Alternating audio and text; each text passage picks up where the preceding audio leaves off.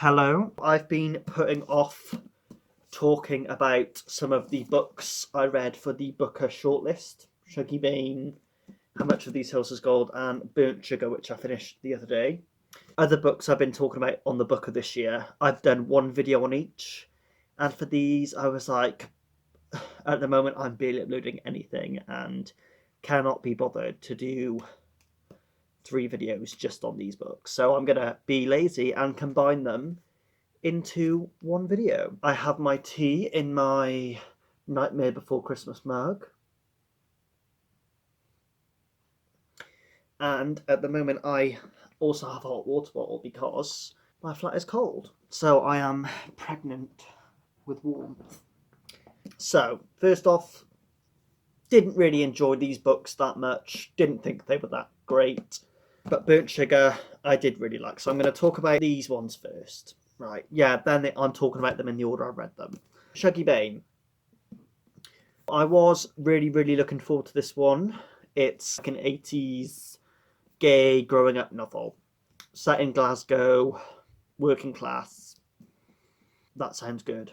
I was enjoying it to start with, and then the writing just kind of got on my nerves after a while. What I did like about the novel is that it did have a couple of surprises. Agnes, Shuggie's mother, is an alcoholic, so by the time I got to the halfway point, I was like, oh, I can see how this is going to go. But the book did have a couple of surprises in that respect. So yeah, his brother Leek, he was probably my favourite character. Even though he had pretty bad parents, he seemed to be able to actually see what he wanted in life and go for it, whereas I think maybe because of the way the novel is structured, you don't get to see that as much with Shuggie.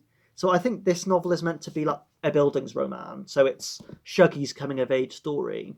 But really, does Shuggie come of age in it? Like by the end of it, he's a teenager. He's still in the coming of age period at the end of the novel. I think he's about to go off to college or something. And the relationship with his mum kind of gets more and more toxic. And in terms of him as a gay character, there's a bit of progression, but really it felt like for the novel to reach the amount of progression that would have satisfied me, it would have worked better as a multi-generational novel where you follow Shuggie growing up and then you follow him as he's an adult as well. And I would have liked to see post his and Agnes's relationship what Shuggie was like, in his mid-20s and mid-30s. I guess because they wanted the novel to be set over the 80s. Maybe that's why the novel halts when Chuggie's only like 16, I think. Also, it's kind of made out as quite a big deal that it's set in the 80s. And there is a bit of that there, but because Chuggie's dad's a taxi driver, they're not really part of the miners' strike and that sort of thing. But they do see it, so it is there, but it's in the background of the novel. The poverty they live in, I thought that was really well done. There's points where they found a way to wrestle money out of the gas meter. I think it's the gas meter or the electricity meter. And so Shuggie's really adept at doing that. So they put the money in so that they have the heating on. And then they found a way to finagle the money out of the bottom so that they could just keep doing that if they need to. So I like that. That was clever and fun. I guess I thought the dialogue was done quite well. It felt like it had a good editor that had gone through everything and made sure the sentences were polished and the dialogue was polished. But all in all, I think it was about 400 pages. 400 pages focusing on Shuggie and the relationship with his mum. It felt too drawn out, and I felt like the novel could have been cut down by at least 100 pages. And that if you're going to have a 400-page novel like this, it would have been better to focus on the relationship between Shuggie and Agnes as the novel did, and then have it where it's a bit more multi-generational and you see like the long-lasting effects of his relationship with Agnes, because you see the intense adolescent period he has growing up with a mother like Agnes, but you don't really see the long-lasting effect of that on him. So I guess maybe that's why I felt a bit disappointed by it, because the novel seemed to go on for quite a while. Maybe I didn't find the characters interesting enough to stay with them for that long. Agnes is made out to be this like Elizabeth Taylor figure, but really I didn't find her to be like that. There were parts where Agnes was sassy and could stand up for herself, but for the most part she was kind of a pathetic character. My favourite scene with Agnes was probably the scene where she has this like mink coat, I think it's mink, and she walks out in like the drenching rain to sell it to buy some alcohol. That was probably my favourite part with her. But for the most part, the way that she would just moon over Shuggy's father, and even though she had kids, she put her addiction before her children all the time. I was like, I don't really root for her that much. And I feel like the novel wanted me to really root for her. I think it says it's a story about the redemptive power of love that the son has for the mother, but their love didn't seem redeeming to me. Really, it's a novel about child abuse because he grows up with an emotionally abusive mother because of all the alcohol. Basically, it's an abusive relationship. And I think because it's quite common for gay men to have intense relationships with their mothers, because quite commonly gay men don't seem to get on with their fathers that much, so they turn to the mother. That's probably why a lot of gay men like this book, if it's the breakout gay novel of this year.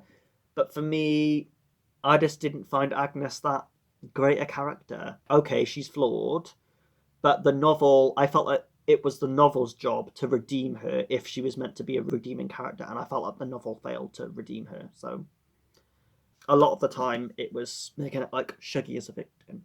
And after like 200 pages, I was like, sorry, I get tired of the victim narrative. I only have so much sympathy and empathy. After page 200, if it's still, oh, poor me, sorry, bored.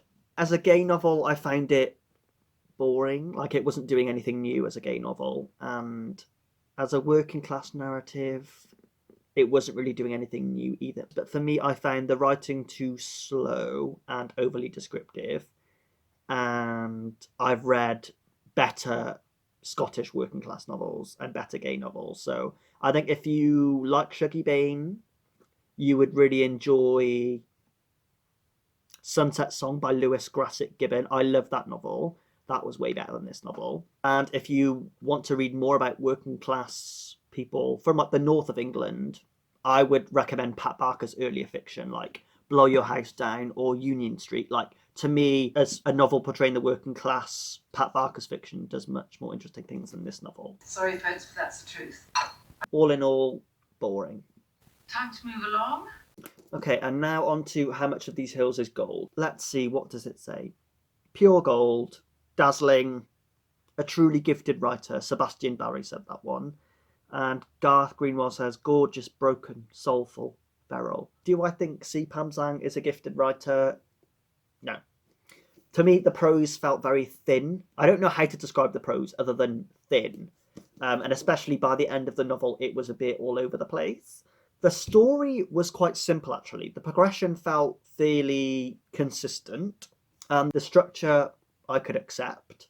But the writing, it was in the present tense, which for some reason the present tense always makes a novel feel quite contemporary.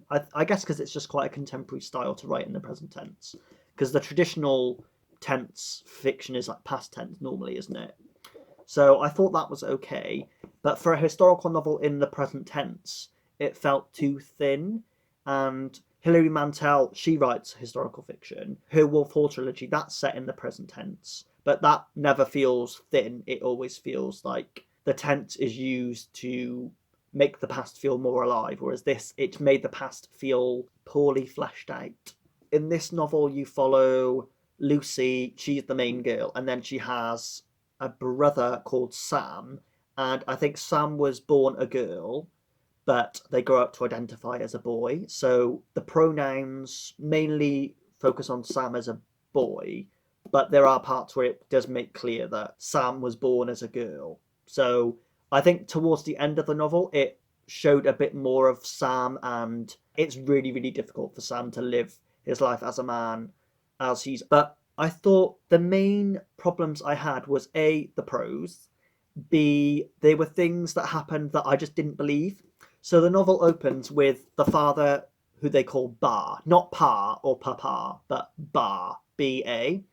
So the mother's long dead. You find out more about that as the novel goes on. And then it opens with the father being dead, and then Lucy and Sam are children. I think they're like 10 and 8 years old, around that age. They're walking with the horse.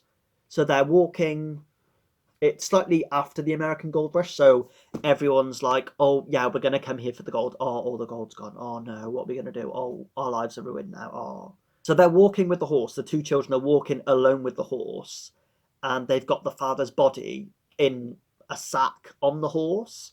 And that I just did not believe at all. So they're walking for like weeks, I guess, or days or weeks, as the body is like decomposing on the horse. Just as an American story, already that's very As I Lay Dying, where they're carrying the mother.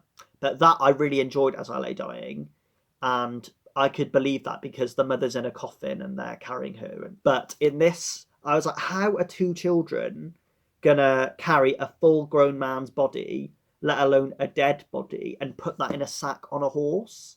If you're a child, I think you'd be too scared to go near a dead body. Like, why would you carry the body? And I got that they were told that maybe this is the family tradition that they wanted to carry on with, but I just thought, physically, how are two children going to carry the body? Surely you would just leave the body. At most, you would like drag the body out of the back of the house and bury it, or leave it, or something. Like, two children are not going to be able to physically carry the body. It annoyed me that I was having to put more thought into how the children had done this than the author did.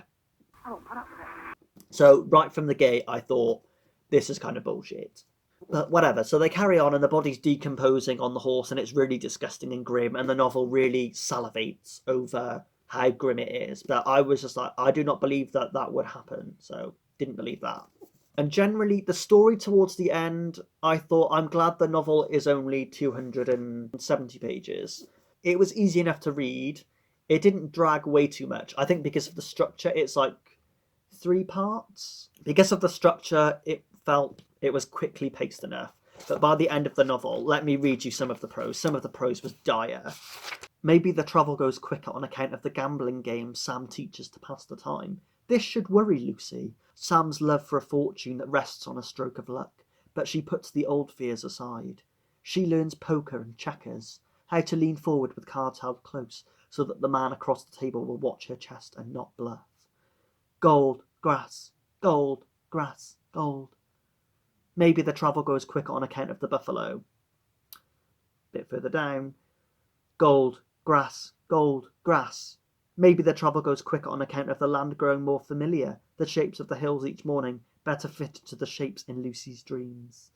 Once Lucy was taught to look from fear of being lost, but now she teaches Sam to look for beauty. As Sam's impatience shifts to awe, the land shifts too, same and yet changed. Gold, grass, gold. And that's not the last of the gold, grass, gold either, but every time it was doing the gold, grass, gold, I was like, oh, oh, oh, oh. It's like a dagger through my heart every time it did that.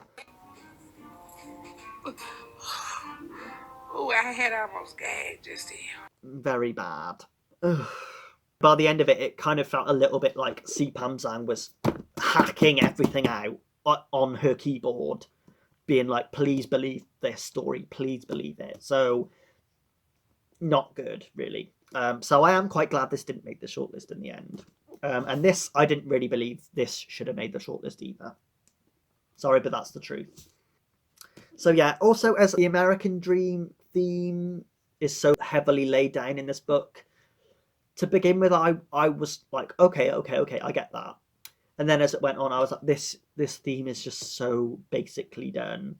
Would I recommend this book? If you want to read about like the Chinese immigration at the time, I would rather read a piece of non-fiction about that rather than this book. So if you're thinking, oh, this is a really interesting perspective to have on the American Gold Rush, that would probably be the only thing you really enjoy from this book. Even though I didn't think it was that well done. I thought all the stuff about the American Gold Rush from a Chinese perspective, you probably could have got as much out of this book on that as if you'd read a short story based on this book. So, no.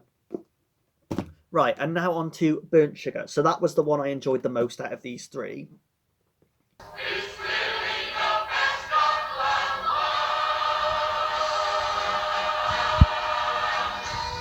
Really happy this made the shortlist.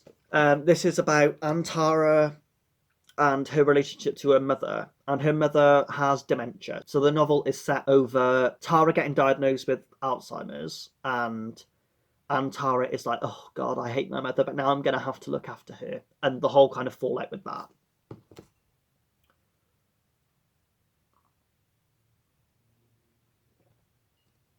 What I liked about this book was It's set in first person. It follows Antara's perspective, and I really liked that it followed her perspective.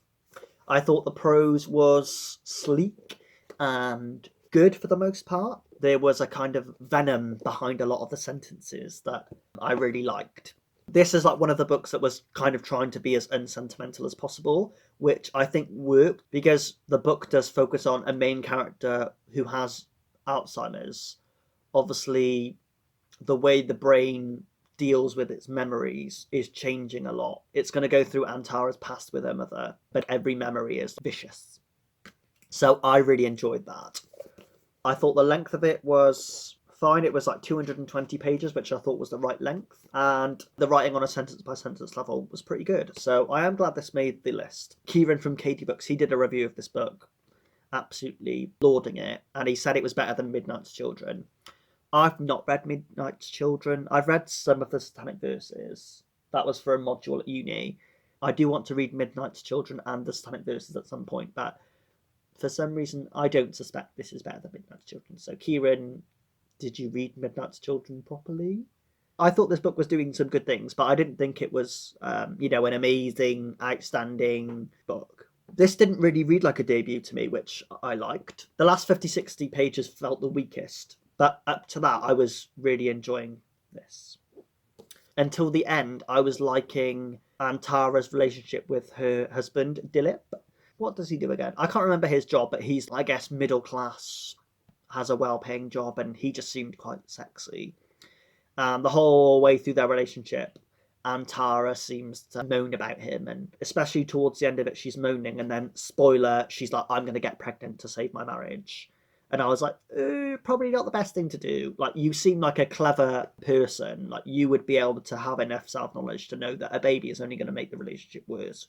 So that is why I didn't really like the last bit, because the last 60 pages focuses on her pregnancy, etc., and her being pregnant at the end. The new generation at the end of it, I could kind of see how that was trying to deal with the issues, because it's like, the conflict between Antara's generation and her mother's generation. But now there's a new generation that's going to redeem all of that. So I could understand that, but I didn't think it was that brilliant. Let me read you some of the writing. Sometimes I refer to Ma in the past tense, even though she is still alive. This would hurt her if she could remember it long enough. Dilip is her favourite person at the moment. He is an ideal son-in-law. When they meet, there are no expectations clouding the air around them. He doesn't remember her as she was. He accepts her as she is, and is happy to reintroduce himself if she forgets his name. I wish I could be that way, but the mother I remember appears and vanishes in front of me. A battery-operated doll whose mechanism is failing. The doll turns inanimate. The spell is broken. The child does not know what is real or what can be counted on. Maybe she never knew. I wish India allowed for assisted suicide like the Netherlands, not just for the dignity of the patient, but for everyone involved. I should be sad instead of angry. Sometimes I cry when no one else is around. I am grieving, but it's too early to burn the body. I guess it is quite a sad story, but because Antara resents her mother so much, there's so much menace in the book that I find fun. Antara is also an artist. The narrative, for the most part, is reflective in between caring for her mother. From the present day, then it goes back to 1996 when she's having this kind of illicit affair with a fellow artist. Let's talk about the cover. The cover is okay, but the colour scheme I quite like. There's French flaps on the inside, so I thought that felt very nice. Really like the cover of the author. It looks artsy, but it also looks modest. The title Burnt Sugar, as a title on its own, that sounds okay, but after I've read the book, it seems like The Girl in White Cotton feels like a much better title for this book to me. But the novel, I would really recommend the novel. It's a good story. Yeah. So have you read any of these books? And what do you think of them? At the moment, I am reading Mexican Gothic for Halloween. So I'm hoping to finish that and get a video out on that before Halloween. I'm going to try and read The Shadow King before the winner's announced, so that I can do a winner's predictions video with Madame Gemma Rose again. So yeah, I'll see how I fare. I hope your reading is going well and that you are enjoying autumn. Alright, bye.